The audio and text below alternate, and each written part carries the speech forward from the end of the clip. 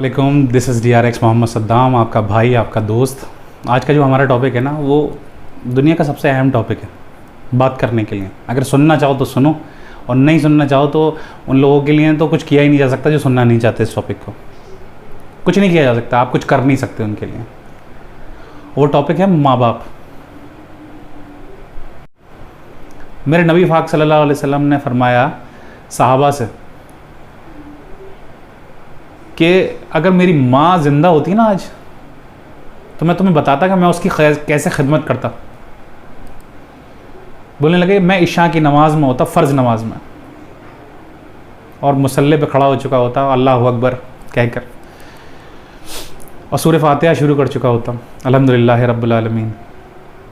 और इधर से मेरी माँ की आवाज़ आती कि अहमद, मोहम्मद, तो मैं नमाज़ तोड़ के अपनी माँ के पास भागा भागा जाता। लब्बैक अम्मा जी, लब्बैक, हाजिर हूँ मैं। ये मेरे नबी बता रहे हैं, ये मेरे नबी सिखा रहे हैं,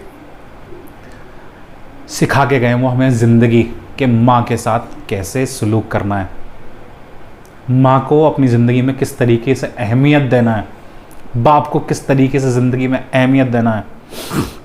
अल्लाह सुब्हानहू तआला कुरान में फरमाते हैं, तुम पर फ़र्ज़ नहीं कर रहा हूँ माँ बाप की खिदमत, फ़र्ज़ नहीं कर रहा हूँ तुमसे, तुम्हें वसीयत कर रहा हूँ। यानी वसीयत वो कि उसका काट नहीं हो सकता। तुम पे फ़र्ज़ नहीं है, तुम पर पे वसीयत है। जब माँ बाप मर के जाते हैं ना, वसीयत करके जाते हैं कि ये चीज़ होगी, ये करनी है, ये होनी है। वसीयत है कि माँ बाप की खिदमत करो तुम। और हम लोग ना, मैं किसी पर्टिकुलर आदमी पर टारगेट करके ये बात नहीं कर रहा हूँ, कोई भी इंसान अपने दिल पर ना ले इस बात को। अगर कोई इसकी अच्छाई को समझ सकता है तो समझ ले, बुराई को समझने की कोई ज़रूरत नहीं है। बुराई तो दुनिया में पहले से ही बहुत भरी हुई है। तो माँ की जो वैल्यू है ना, अपनी स्टोरी से शुरू करते हैं आज। ज़िंदगी के जब 5 साल की उम्र थी तो 5 साल तक बीमार रहा हूँ लगातार। टाइफाइड, कॉलरा, जॉन्डिस, 5 साल बेड पर रहा हूँ मैं। जिस्म में से बदबू आना शुरू हो गई थी एक टाइम में। मेरे माँ बाप ने मुंह नहीं मोड़ा मुझसे। किसी चीज़ में से बदबू आ जाए ना, खाने में से भी बदबू आ जाए तो उठा के फेंक देता है इंसान, ठीक है ना। मैं उनकी औलाद था, बदबू आना शुरू हो गई थी मेरे जिस्म में से, ठीक है ना। 5 साल बेड पर रहा हूँ मैं ज़िंदगी के। मेरी माँ रात रात भर सोती नहीं थी।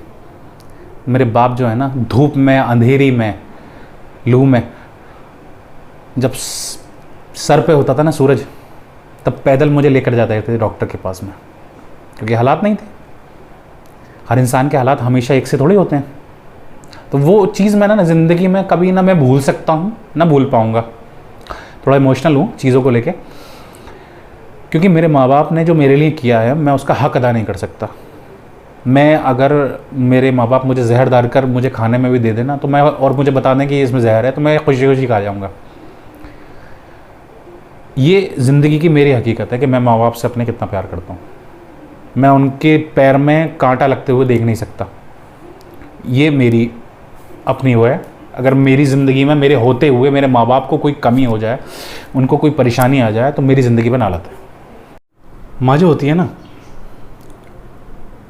एक एक बच्चे को पकड़ कर अपने, अगर उसके 5 बच्चे हैं ना, तो उसको पकड़ पकड़ के ये उसको पूछ करके, बेटा क्या खाएगा, क्या खाएगा आज, इस बच्चे को ये पसंद है, उस बच्चे को वो पसंद है, उस बच्चे को वो पसंद है, उसकी पसंद के खाने बनाती है। माँ सब याद रखती है कि मेरे बच्चे को ये पसंद है, मुझे ये खिलाना है उसको आज। बाप उस हद तक मेहनत करता है अपनी औलाद के लिए जितनी उसने खुद अपने लिए नहीं की होगी। अपने लिए नहीं करता है कोई इंसान इतनी मेहनत, लेकिन अपनी माँ औलाद को जब देखता है ना अपने हाथ में, तो उसके लिए मेहनत करता है। उसके लिए जज्बात जागते हैं कि अब तो मैं करूँगा, क्योंकि मुझे जो प्रॉब्लम हो गई है वो हो गई है, मेरी औलाद को नहीं होनी चाहिए। मैं पैदल जाऊँ अपने ऑफिस, धक्के खाता हुआ जाऊँ, बस में जाऊँ, ट्रेन में जाऊँ, किसी में भी जाऊँ, मेरी औलाद नहीं जाएगी। बाप ये होता है। बाप का हक अदा करना मुश्किल ही नहीं, नामुमकिन है। किस तरीके से वो आपको, वो टेंशनों में रहते हैं, लेकिन आपको जब आपसे मिलेंगे हंस के ही मिलेंगे, जब आपसे मिलेंगे मुस्कुरा कर ही मिलेंगे। माँ बाप का हक अदा करना नामुमकिन है। बाप जो होता है ना आपका, वो घर की छत है। जैसे ना बिना छत के इंसान जिंदगी गुजार नहीं सकता ना, बाप वो है कि छत के बिना जिंदगी गुजारी नहीं जा सकती। और माँ वो है जो जिसके पैरों के नीचे जन्नत है। उसका हक अदा नहीं किया जा सकता, किसी कीमत पर नहीं किया जा सकता, किसी हालत में नहीं किया जा सकता। माँ और बाप जिंदगी की वो कामयाबी है आपकी, अगर उनकी खिदमत कर लेना आपने तो वो कामयाबी है आपकी कि जन्नत में जाने से किसी की हैसियत नहीं कि आपको रोक ले, कोई रोक नहीं सकता आपको। माँ बाप के पैरों के नीचे, माँ के पैरों के नीचे जन्नत है। बाप उस जन्नत का दरवाज़ा है। इस बात को समझ लीजिए। जो अपने माँ बाप से रूठे हुए हैं, मना लीजिए उन्हें, माफ़ी मांग लीजिए उनसे, पैरों में पड़ जाइए उनके। एक लम्हा भी वो आपको माफ़ करने में नहीं लगाएंगे। कोशिश करके तो देखिए। बाप की दुआ लो, माँ बाप का दिल मत दुखाओ, दुआ लो। आज कहते हो ना कि चैन और सुकून से नींद नहीं आ रही है, रात रात भर नींद नहीं आ पा रही है। क्यों नींद नहीं आ पाती है लोगों को? माँ बाप का दिल दुखाया होता है कहीं ना कहीं, इसलिए नींद नहीं आ पाती है। माँ बाप की दुआ लो, उनकी दुआ लोगे, कामयाबी तुम्हारे कदम चूमेगी। कोई फ़कीर, कोई बाबा, कोई कुछ नहीं कर सकता। जब तक माँ बाप की दुआ नहीं लोगे ना, कहीं से कहीं तक कामयाब होने के सवाल ही नहीं है। माँ बाप की दुआ लो, उनका दिल मत दुखाओ। अगर उनका दिल दुखाओगे ज़िंदगी में कभी कामयाब नहीं हो सकते। उनको खुश रखोगे। क्या चाहते हैं माँ बाप? यही तो चाहते हैं कि मेरा बेटा मुझसे मुस्कुरा के अच्छे से बोले। और क्या चाहिए? माँ बाप तुम्हें खिला रहे हैं, हमें खिला रहे हैं, अपनी औलाद को खिलाते हैं। क्या चाहिए होता है माँ बाप को? माँ बाप को सिर्फ ये चाहिए होता है कि मेरी औलाद मुझसे कम से कम ढंग से बात तो करे। हैं? हमें किसी से आज काम निकलवाना होता है, हम कितनी तरीके से बात करते हैं उससे, कैसे मिलते हैं उससे, कितनी इज्जत देते हैं उसे, कितना प्रोटोकॉल देते हैं उसे। और माँ बाप सारी ज़िंदगी जिन्होंने तुम्हारे लिए बफ कर दी, आज उनकी इज्जत भी नहीं कर रहे। उनकी दुआ लो, कामयाबी कदम चूमेगी तुम्हारे, चैन सुकून की नींद आएगी तुम्हें। कोई ताकत तुम्हें कामयाब होने से रोक नहीं सकती, मान जाओ। माँ बाप का दिल मत दुखाओ, बद्दुआ मत लो उनकी। वो 100 मांग रहे हैं, 500 दो उनको। वो 500 मांग रहे हैं, 5000 दो उनको। वो 5000 मांग रहे हैं, 5 लाख दो उनको। खिदमत करो उनकी। कामयाबी जब ही मिल सकती है तुम्हें, उससे पहले नहीं मिलेगी। बद्दुआ से तो बेड़ा गर्क होना है और कुछ नहीं होना। अगर माँ बाप बीमार हैं, उन पर खर्च करो, अपनी औकात से ज़्यादा खर्च करो उन पर। पीछे मत हटना। ये मत सोचना कि तुम्हारा बैंक बैलेंस ख़त्म हो जाएगा, तुम्हारी दौलत ख़त्म हो जाएगी, तुम्हारी कमाई ख़त्म हो जाएगी। अल्लाह उससे ज़्यादा बरकत अता फरमाएगा तुम्हें। जो अपने माँ बाप पर खर्च करते में ना घबराते हैं ना, डरते हैं ना, उससे बदतरीन इंसान कोई नहीं हो सकता। जो माँ बाप से, अल्लाह फरमाते हैं कि जो इंसान अपने माँ बाप पर खर्च करते में परेशान होता है, घबराता है, ये क़यामत की निशानी है, क़यामत के आसार हैं ये। माँ बाप जब थके हुए हो ना, तो रात में 10 मिनट उनके पैर दबा दिया करो। ऐसा फार्मूला बता रहा हूँ तुम्हें, सारी रात की निफली इबादत तुम्हारे खाते में लिखी जाएगी। ये किरामन कातिबीन बैठे हैं ना, दो फरिश्ते, एक किरामन एक कातिबीन, ये फरिश्ते लिखेंगे तुम्हारी सारी रात की निफली इबादत, लिखेंगे तुम्हारे नाम अमाल में। अगर 10 मिनट अपने माँ बाप के रात को पैर दबा दिए तुमने, चूम लो, पकड़ लो उनके पैरों को, पकड़ के चूमा करो उनके पैरों को। अपनी ज़िंदगी की तुम्हें एक ऐसी बात बता रहा हूँ जो करके देख लो। अगर कामयाब ना हो तो मेरी वीडियोस देखना बंद कर देना। मैंने ज़िंदगी में जब भी कोई परेशानी आई है, अपने माँ बाप के पैर पकड़ के ना उनको चूमना शुरू कर दिया, उनके पैरों को चूमा मैंने। और जो दुआ मांगी है मैंने, आज तक मेरी ऐसी कोई दुआ नहीं है जो खाली रह गई हो, सारी कबूल हुई हैं। सारी जायज़ दुआएं मेरी कबूल हुई हैं। ये फार्मूला बता रहा हूँ, कामयाबी का करके देख लो। बस रात को जाके पैर पकड़ लेना माँ बाप के, पैर पकड़ने के बाद में उनको चूम कर जो है ना, जो दुआ मांगोगे कबूल होगी, जो दुआ मांगोगे कबूल होगी। माँ बाप के दिल की, तुम्हारे दिल में माँ बाप की इज्जत होनी चाहिए बस। माँ बाप के आगे चलना भी गुनाह है कि रोड पर अगर आप उनसे आगे चल रहे हैं, कि उनसे तेज़ तेज़ चल रहे हैं आप उनसे, ये भी गुनाह है। उन नाफरमान औलादों में उनका नाम लिखा जाएगा जो माँ बाप से आगे चलते हैं। जो ये बात अलग है कि अगर जो है किसी वजह से आप उनसे आगे चल रहे हैं कि कोई परेशानी उन पर ना आ जाए, ठीक है ना, कोई ठोकर ना लग जाए, आप ये सोच के चल रहे हैं कि ठोकर ना लग जाए, रास्ते से पत्थर हटा रहा हूँ मैं। इतना एहतराम बताया गया है माँ बाप का। माँ बाप वो चीज़ हैं, वो शख्सियत हैं जिनका इतना एहतराम बताया गया है कि ये कहा गया है कुरान में कि उनकी गिनती नाफरमान औलाद में लिखी जाएगी। तो आप उन पर चीखते हैं, आप उन पर चिल्लाते हैं, आप उनको दबाने की कोशिश करते हैं, आप उनको अपनी गलत जो आपकी गलत मंशाएं होती हैं, गलत चीज़ें होती हैं, गलत बातें होती हैं, उनको आप उनको थोपना चाहते हैं उनके ऊपर, उनसे मनवाने की कोशिश करते हैं। निस्तो नाबूद हो जाओगे। माँ बाप का एहतराम बताया गया है, इतना एहतराम कि जिसका कोई ठिकाना नहीं है। निगाह उठाकर, निगाह मिलाकर माँ बाप से बात करना मैं भी परहेज किया करो। अगर जिस औलाद ने घूर कर अपनी माँ बाप को, माँ को देख लिया ना, ठीक है ना, उसकी सारी इबादतें ख़त्म हो जाएंगी।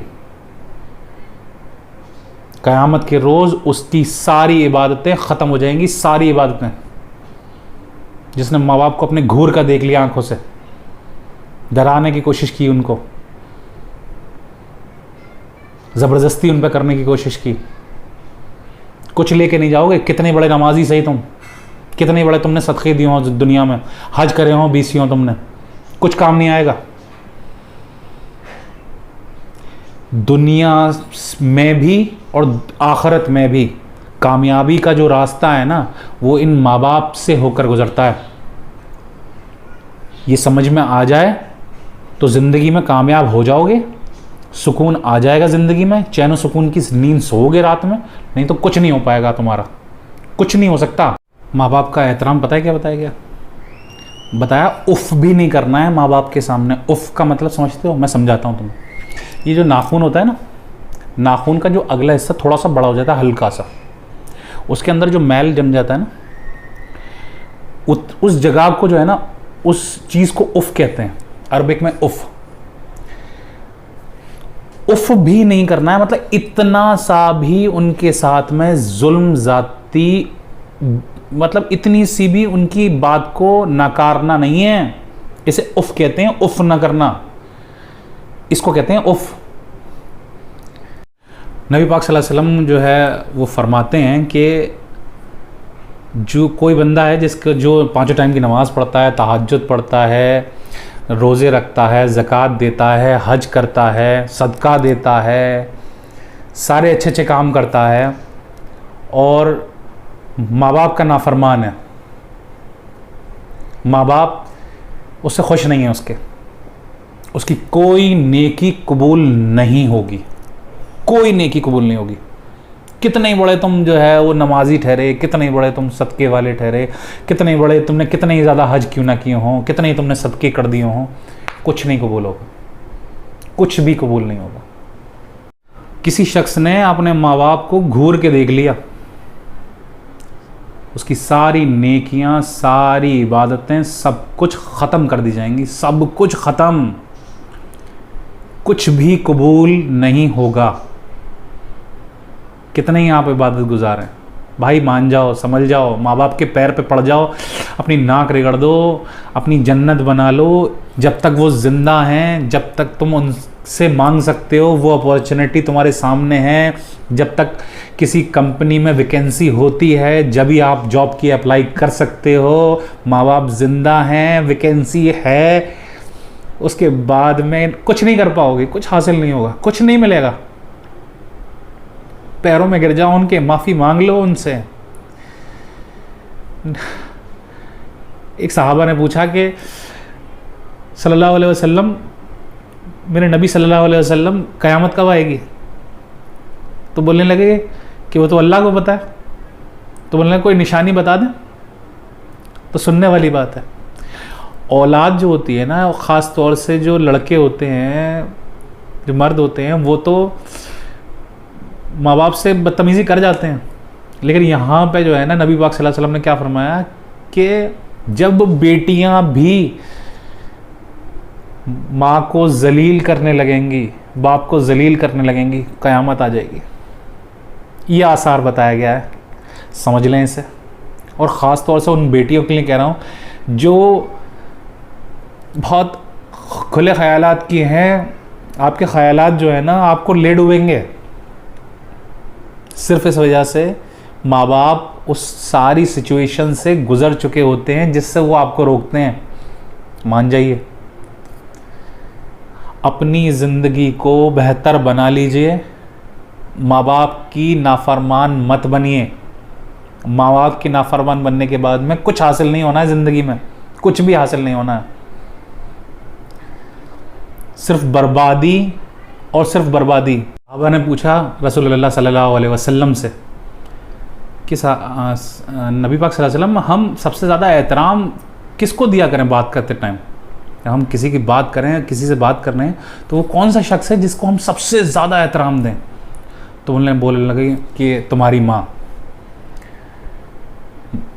फिर उन्होंने पूछा दोबारा से कि नबी पाक सल्लल्लाहु अलैहि वसल्लम, उसके बाद कौन है जिसको सबसे ज़्यादा एहतराम देना है? तो उन्होंने बोला तुम्हारी माँ। दूसरी बार भी यही बोला। फिर उन्होंने पूछा कि सल्लल्लाहु अलैहि वसल्लम, उसके बाद किसको एहतराम देना है? तो बोलने लगे तुम्हारी माँ। तो वो समझ नहीं पाए। उन्होंने कहा कि उसके बाद किसको देना है, किसको एहतराम करना है उसके बाद? तो बोलने लगे तुम्हारे बाप। चौथी बार में बाप का नाम लिया है, 3 दफ़ा माँ का नाम लिया है। माँ की अहमियत समझें। एहतराम करने को बताया है कि हाथ बांधे खड़े रहें, उफ ना करें माँ बाप के सामने, उफ ना करें। और जो बच्चे अपने माँ बाप का एहतराम नहीं करते हैं, उन पर, जो माँ बाप पर जुल्म करते हैं, जो माँ बाप से बदतमीज़ी करते हैं, जो माँ बाप की बराबरी करने की कोशिश करते हैं, वो लोगों पर अल्लाह ताला ने फरमाया कि उन पर फरिश्तों की नालत, ज़मीन की नालत, आसमान की नालत, अल्लाह की नालत, अल्लाह के रसूल की नालत। उन बच्चों से कहना चाहता हूँ जो माँ बाप के नाफरमान हैं। और आखिरी बार एक चीज़ मैं समझा दूँ, वीडियो तो बहुत बड़ी हो गई है, लेकिन एक चीज़ समझा दूँ मैं, कि मेरी बात अगर समझ में आ गई हो तो बेहतर है, और नहीं समझ में आई हो तो इस शेर को अपनी ज़िंदगी में, अपने दिल में उतार लेना। तुम्हारी बर्बादियों के मशवरे हैं आसमानों में, तुम्हारी बर्बादियों के मशवरे हैं आसमानों में, न समझोगे तो मिट जाओगे, तुम्हारी दास्तान तक ना होगी दास्तानों में। बात समझ में आई? आपका भाई, आपका दोस्त आपसे अलविदा लेता है। शब खैर, अल्लाह हाफिज़। जो दिल में उतारने की आपकी कोशिश की है मैंने, अगर उतर गया हो तो अपने भाई को सपोर्ट करने की ज़रूरत है। चैनल को सब्सक्राइब कर दीजिए, लाइक कर दीजिए, शेयर कर दीजिए, बेल आइकन का बटन दबा दीजिए। अल्लाह हाफिज़, शब खैर। अपने माँ बाप का एहतराम करें, एहतराम करें, एहतराम करें। ये दौलत दोबारा नहीं मिलेगी, ये दौलत दोबारा नहीं मिलेगी। अल्लाह हाफिज़।